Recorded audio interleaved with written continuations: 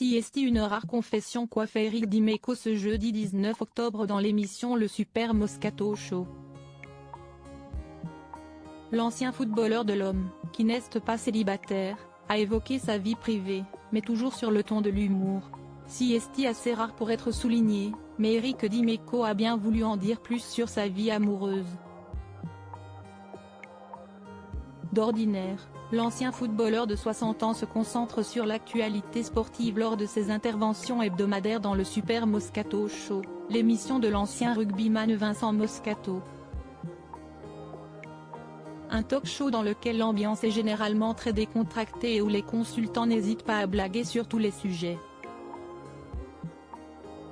Ce jeudi 19 octobre, les spécialistes sont revenus sur le traumatisme qu'a constitué la défaite du 15 de France en quart de finale de la Coupe du monde de rugby.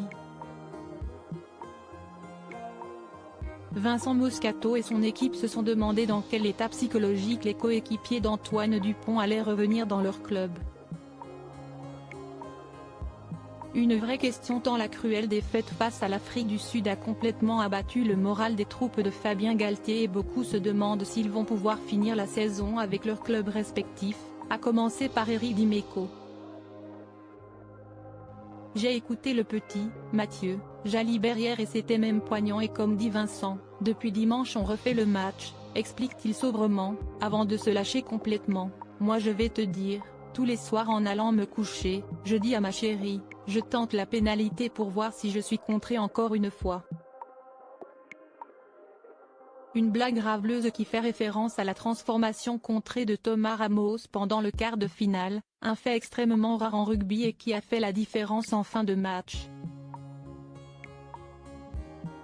Au-delà de l'humour, Eric Dimeco fait une sacrée révélation, lui qui se montre particulièrement discret sur sa vie privée. L'ancien footballeur de l'Olympique de Marseille n'est donc plus un cœur à prendre, même s'il garde secret l'identité de sa chérie pour le moment. Je te jure, depuis dimanche tous les soirs je tente la pénalité moi aussi pour voir si je suis contré. Je me mets à la place du petit Thomas, Ramos, peu cher, mais moi si est bizarre parce que je ne suis jamais contré. Elle passe tout le temps la pénalité, conclut le vainqueur de la Ligue des Champions. Une blague pas forcément de très bon goût de la part d'Eric Dimeco mais qui aura eu le mérite de nous en apprendre plus sur sa vie sentimentale.